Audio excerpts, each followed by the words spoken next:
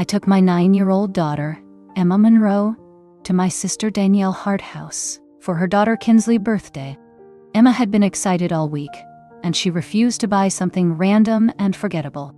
She wanted to make a gift with her own hands because she believed effort mattered. She spent 3 evenings at our kitchen table, folding paper, gluing small pieces carefully, and writing a long card in neat letters. By the time we pulled into Danielle's driveway, Emma was holding the gift bag like it was fragile glass. I should have recognized that feeling in my own chest, that tight warning that shows up when family turns love into a test. Danielle opened the door with a bright smile, the kind that looks perfect from far away. My mother, Linda Monroe, was already inside, moving around like she owned the place. Mark Hart was near the kitchen, holding his phone and pretending to be busy. Brittany Cole, a cousin who always laughed at the wrong moment, stood by the snack table, watching everything like entertainment.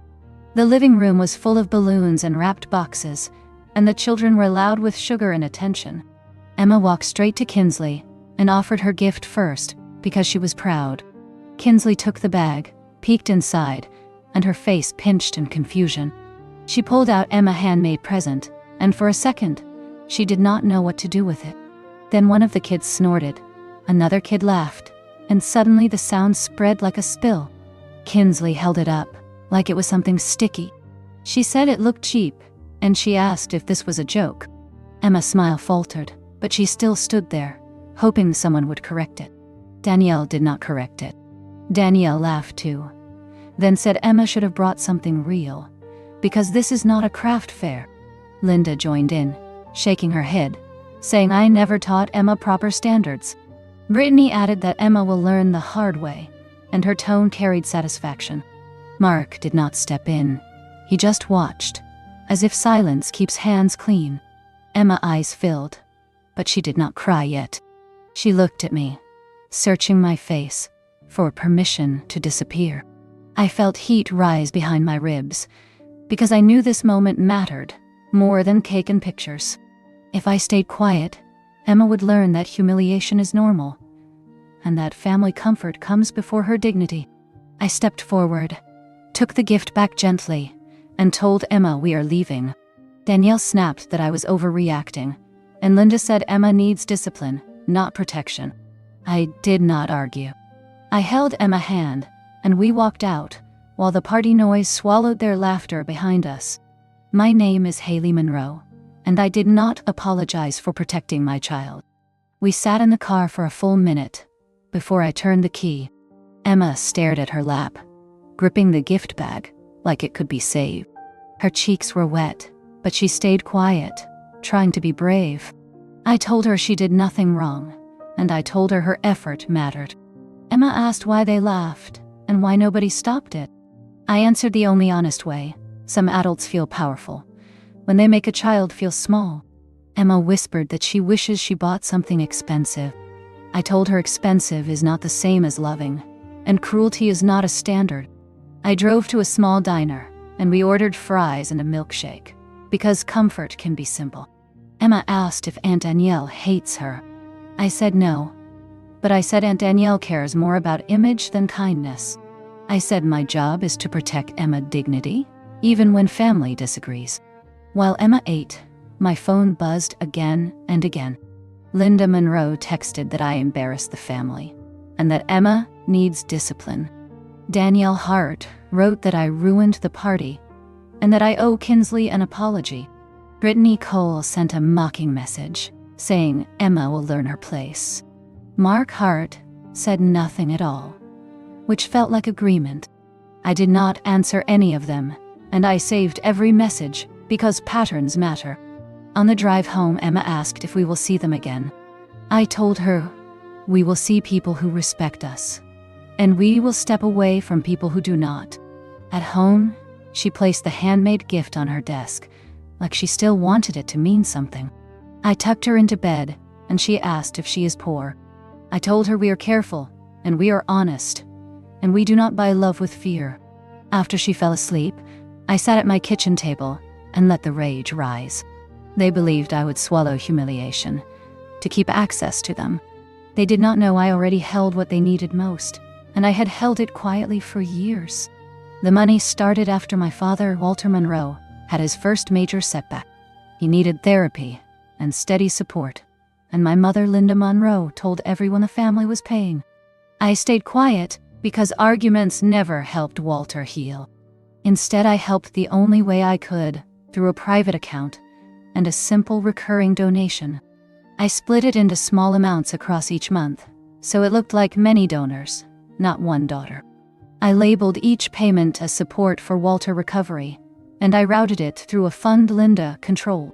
Linda told me it was the cleanest way, and she promised it went straight to therapy costs. I believed her longer than I should have, because I wanted to believe my family loved Walter more than comfort. After the birthday party, that belief snapped. I sat at my laptop, pulled up the transfer history, and watched the total climb.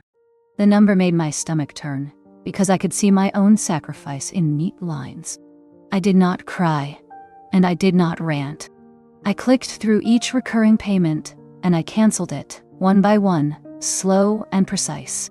Then I called the bank and asked for a stop on any future drafts linked to that account. The representative asked if it was fraud. I said it is complicated, and I need it stopped today. When I hung up, I felt shaky, then calm, like I finally put my hand back on the steering wheel.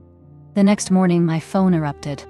Linda called first, then Danielle Hart, then Brittany Cole.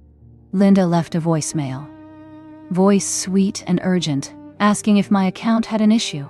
Danielle texted that the therapy fund had a sudden problem, and they needed me to fix it immediately. Mark Hart sent one clipped line, asking what I did.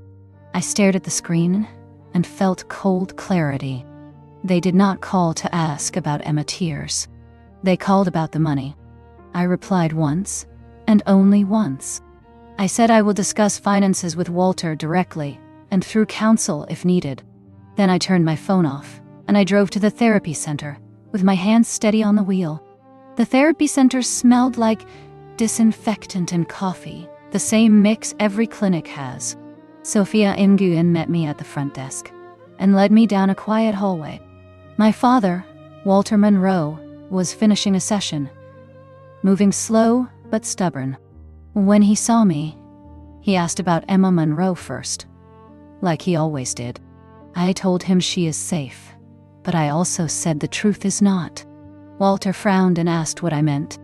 I opened my folder and showed him the transfer records, dates, totals, and notes. Each note said support for your therapy, and each line came from me. Walter stared at the pages, then looked up, confused and pale. He said he never saw money like that. He said he thought the fund helped a little, but he still paid most bills himself. Sophia stepped in and confirmed the center often received late payments and partial payments. Walter's hands started to shake, and he asked who controlled the fund. I said Linda Monroe. Walter closed his eyes, and the room went quiet.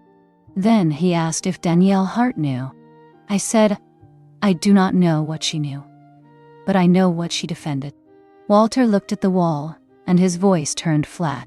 He said he spent years believing he was supported, while he struggled alone. He asked why I never said anything sooner. I told him I trusted Linda's words, until my child was mocked in public. Walter nodded once, and asked for his phone.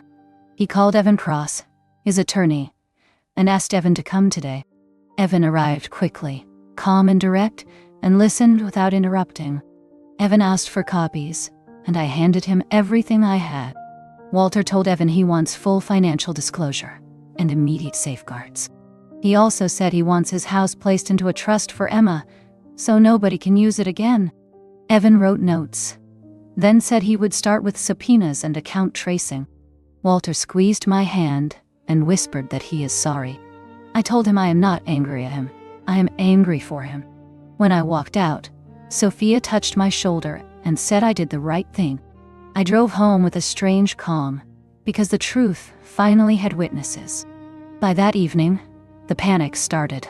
Linda Monroe called again and again, leaving voicemails that tried to sound maternal, but landed like demands. She said the fund is for Walter Monroe, and I had no right to interfere.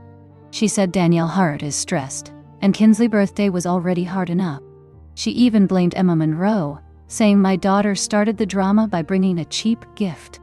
I listened once, then I stopped, because I did not need more poison in my ear. Danielle texted that Walter therapy would be cancelled, and she would tell everyone it was my fault. Brittany Cole sent a laughing message, saying I should come scrub floors if I want to pay my share. Mark Hart finally called, voice low, asking why I was doing this. I told him I am not doing anything to Walter. I am doing something to the people using Walter.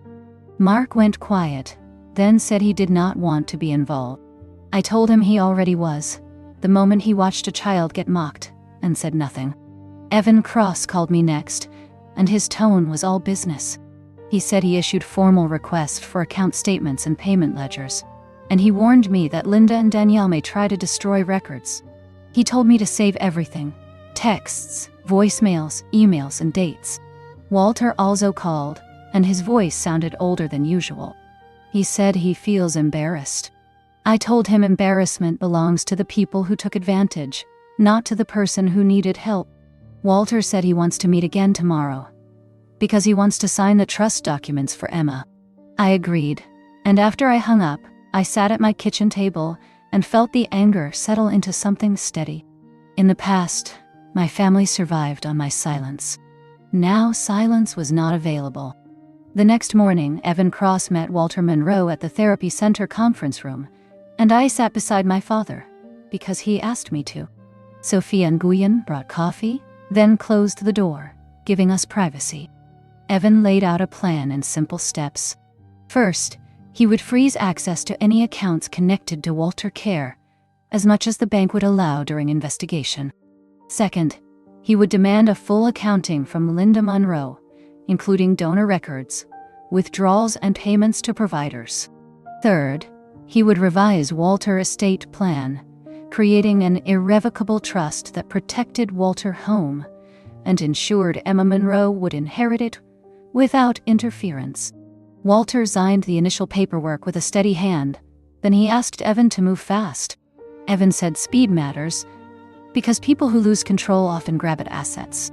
Samantha Reed was not involved in this case, but Evan said he would bring in a forensic accountant if the records looked messy. Then he turned to me and asked a question that felt heavy. Do you want to pursue criminal reporting if the money was diverted? I looked at Walter, and Walter said yes, if the facts support it. He said, charity and family do not excuse theft. Evan nodded and said that is the correct posture. Facts first, then consequences. When we left, Walter looked at the hallway walls and said he feels like he woke up late. I told him waking up late is better than never waking up. Outside, my phone buzzed again. Danielle Hart sent a message saying, Walter is confused, and I am manipulating him. Linda wrote that I am poisoning my father against her. I did not answer. Evan told me not to engage, and to let paper speak.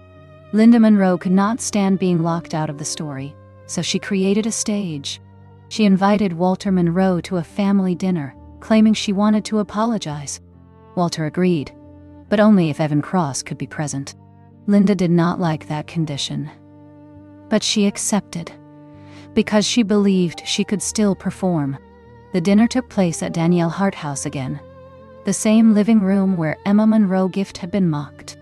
Emma stayed with a neighbor, because I refused to put her back in that room.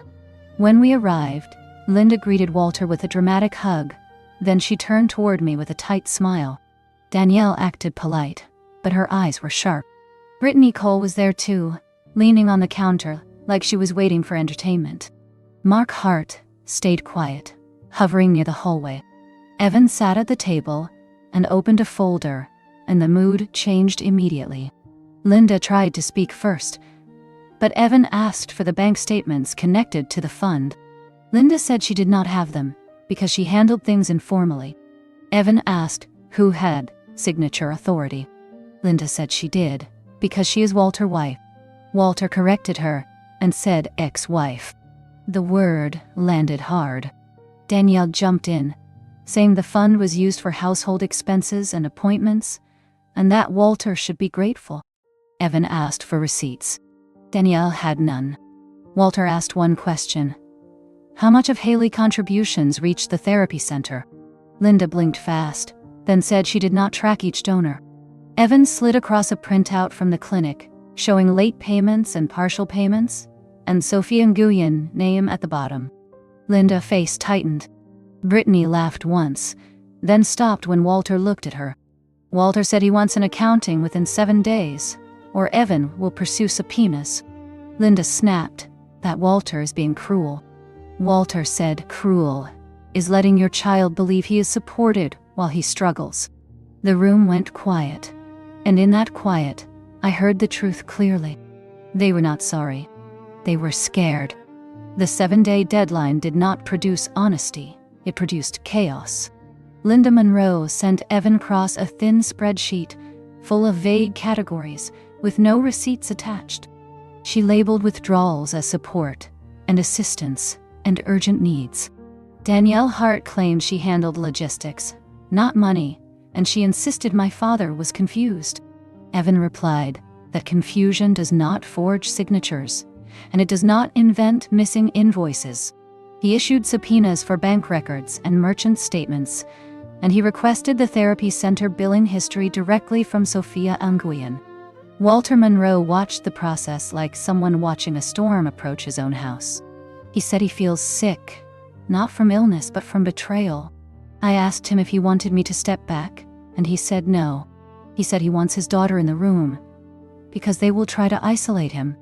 Evan also filed for a protective order around Walter finances, preventing Linda from acting on his behalf.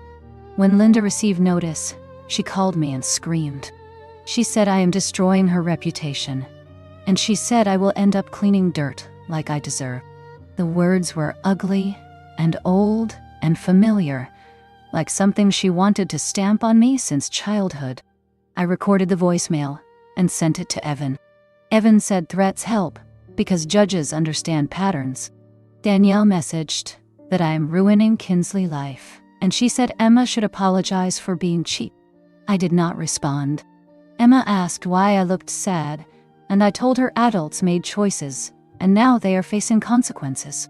She nodded, then asked if her gift was really bad. I told her it was thoughtful, and thoughtful is rare. That night I watched my daughter color at the kitchen table, and I thought about how my family values money, but ignores character. Then I remembered something simple. They could fake apologies. They could fake spreadsheets. They could not fake bank statements. When the subpoenaed records arrived, Evan Cross called me and said he has enough to move.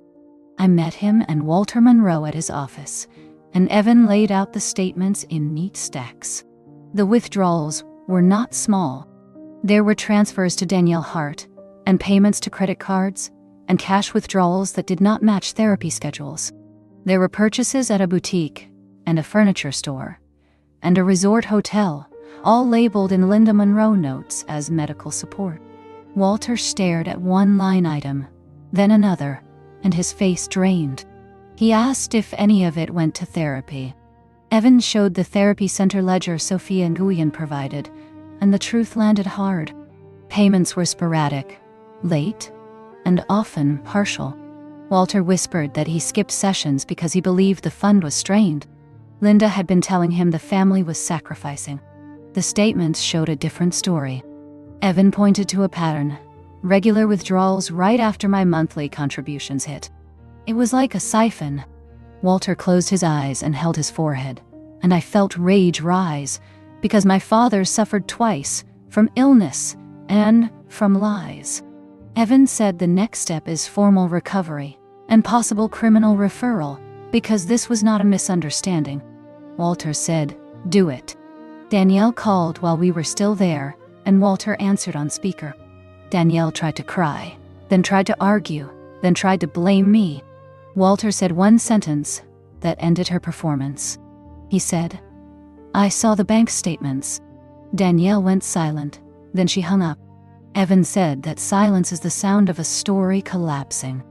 Within 48 hours, Linda Monroe and Danielle Hart shifted tactics again. They asked for a private meeting, Just family, no lawyers, no paperwork. Evan Cross refused, and he said all communication will go through counsel. Linda sent a message saying, "Walter is being manipulated." Walter replied once, and he kept it simple. "You will speak to Evan." Mark Hart finally called Walter directly, voice shaking, asking if there is a way to fix it quietly. Walter said quiet is how it lasted. Walter said repayment and accountability are the only fixes. Brittany Cole posted vague quotes online about ungrateful children and prayers and betrayal. I did not respond because I am not fighting shadows. Evan filed for restitution, and he also filed to place Walter home into a trust for Emma Monroe. He said the trust is not punishment, it is protection. Walter signed the trust documents with calm focus, and he asked Evan to name me as trustee until Emma is older. Evan explained the terms. The house cannot be sold or leveraged without strict controls, and it will pass to Emma. When I heard that, my throat tightened, because my family always acted like Emma was a burden. Now, Emma had security they could not touch. Linda showed up at the therapy center 2 days later, trying to see Walter alone. Sophia Nguyen stopped her at the desk, and she told her visits must be scheduled and approved. Walter did not come out. He stayed in session, and he let the boundary stand. That evening, Emma and I baked cookies, and flour covered the counter, and the kitchen felt warm. Emma asked if Grandpa Walter is okay. I told her he is hurt, but he is strong, and he is choosing truth. Emma nodded and said, "Truth is better, even when it is scary." I kissed her forehead and thought, yes, and it is also better when it is protected by paperwork. Once the filings were in motion, the money stopped moving the way Linda Monroe expected. Evan Cross notified the bank that Walter Monroe finances were under protection, and any account tied to the fund would be monitored. Linda tried to open a new account under a different name, but the records trail followed her. Danielle Hart called me, voice sharp, demanding I fix it. She said Kinsley needs stability, and she said Mark Hart is furious. I told her Emma Monroe needed stability too, and she got laughed at for it. Danielle snapped that a child gift does not matter, and that real problems are adult problems. I said the way you treat a child is always the real problem. Danielle hung up hard. Linda then tried a softer approach, texting that she forgives me, and she is willing to move on. I did not answer. Evan told me forgiveness, without accountability, is just another tactic. Walter asked me to come to his next therapy session because he wanted me to hear something. In the session, he said he blamed himself for years, believing he was a burden. Sophia Nguyen told him that being sick is not a moral failure, and being lied to is not his fault. Walter looked at me and said he is proud of me for leaving that birthday party. He said he wishes he protected me better when I was young. I told him we are protecting Emma now, and that is how we break it. After the session, Evan updated Walter on the recovery process. Linda and Danielle would be required to repay diverted funds, and a judge would decide additional consequences. Walter listened without anger, only tired certainty. He said he wants his remaining years to be clean. A week later, Evan Cross received a settlement request from Linda Monroe, attorney. The letter asked for a private resolution, and it blamed stress, grief, and misunderstanding. Evan replied that bank statements are not misunderstandings. Danielle Hart, lawyer, also asked for leniency, claiming Danielle acted under Linda guidance. Evan said guidance does not excuse benefit. Walter Monroe agreed to discuss settlement only if 3 conditions were met: full repayment, documented accounting, and a written admission of wrongdoing. Linda refused the admission at first, and she offered to repay quietly if Walter kept it private. Walter said no. He said he will not protect a lie anymore. Danielle called me one night, crying and furious at the same time, saying I turned Dad against them. I told her Dad saw the statements, and the statements turned him. Danielle said she will never forgive me. I told her I can live with that, because I will not teach Emma that cruelty has no price. Emma asked why I looked tense, and I told her grown-ups are handling grown-up consequences. She asked if Kinsley is mad. I said Kinsley is a kid, and kids learn what adults teach. Emma nodded and said she does not want to be like that. I told her she is already not. The settlement meeting took place in Evan Cross' office, under bright lights, with coffee no one touched. Walter Monroe sat at the head of the table, posture careful but strong. Linda Monroe arrived dressed like a victim, and Danielle Hart arrived with red eyes and tight lips. Mark Hart stayed in the hallway, refusing to sit in the room with documents. Evan laid out the accounting, the withdrawals, the transfers, and the therapy ledger. Then he laid out the trust paperwork for Walter Home, naming Emma Monroe as beneficiary. Linda flinched when she saw it, because she realized the future was no longer in her hands. Walter told Linda and Danielle that he is done being managed. He said he will accept repayment, and he will accept a plan, but he will not accept denial. Linda finally signed, because Evan made the alternative clear: subpoenas, court, and referrals. Danielle signed too, trembling, and she stared at me like I was the reason she was cornered. I did not look away. I thought about Emma standing in that living room, holding a handmade gift, waiting for one adult to be kind. No adult was kind until I was. When the meeting ended, Walter asked Evan to file the trust immediately. Evan said it is already filed. Outside, Walter held my hand and said he feels lighter. I believed him. That night, Emma and I sat at the kitchen table, and she finished a new craft, a small paper house with a bright door. She handed it to me and said, "This one is for Grandpa." I smiled, and I told her he will love it, because it is real. After the settlement papers were signed, the house felt quieter, and not in a sad way. Evan Cross filed the documents the same day, and he confirmed the repayment schedule in writing. Walter Monroe returned to therapy with a steadier posture, because the shame was no longer his to carry. Sophia Nguyen told him healing is harder when trust is broken, but it is still possible. Linda Monroe tried to regain control through small moves. She sent a message asking to meet Emma Monroe, and she wrote it like a grandmother request, not like a person who fueled humiliation. Evan answered for us, and he said contact will be limited, structured, and only if Walter approves. Walter said no, not now.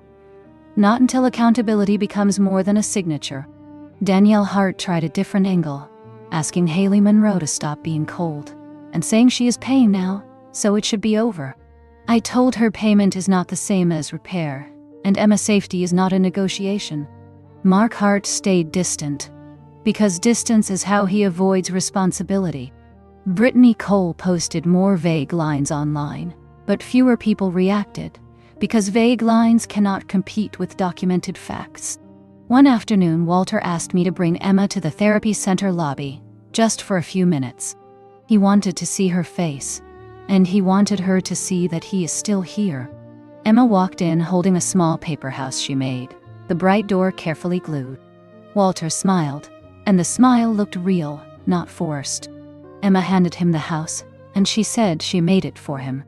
Walter held it gently, like it mattered, because it did. He told her he loves it, and he told her effort is a kind of wealth no one can steal. On the drive home, Emma asked if we are in trouble. I told her no, we are in truth, and truth feels loud at first. That night I sat at my kitchen table, and I realized the worst part was over. The worst part was believing we had to accept disrespect to keep family peace. We do not. We never did. Months passed, and the story stopped feeling like a crisis and started feeling like a boundary that held. The repayment came in on schedule, not because Linda Monroe changed, but because consequences are persuasive. Walter Monroe kept going to therapy, and Sophia Nguyen said his progress looks steadier now because he was not carrying false guilt. Evan Cross checked in when needed, then stepped back because his job was structure, not comfort. Danielle Hart kept distance, and sometimes distance is the healthiest outcome available. Linda tried one more time to send a gift for Emma Monroe, through a third party. I documented it, Evan handled it, and it stopped. Emma did not ask about that family much after a while. She asked about school and friends and crafts and what we would bake next. One evening, she told me she wants to make gifts for people who are kind. I told her that is a good rule, and it will protect her. Walter invited Emma and me to his house for a quiet dinner, just the three of us. He showed Emma the trust paperwork, simplified in plain language, and he told her the house will be hers one day because he wants her safe. Emma looked at the pages like they were a map. Then she asked if that means she can always have a room. Walter said yes, and he said she will never be treated like a burden again. I watched my father speak, and I realized he was not just recovering money. He was recovering his voice. Later that night, Emma taped a new drawing on our refrigerator. It was a house, a table, and 3 stick figures holding hands.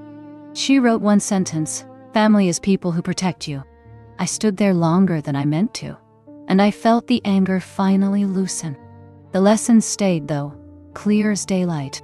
If someone teaches your child to feel small, you do not stay polite. You leave, you document, and you protect. That is not drama. That is parenting.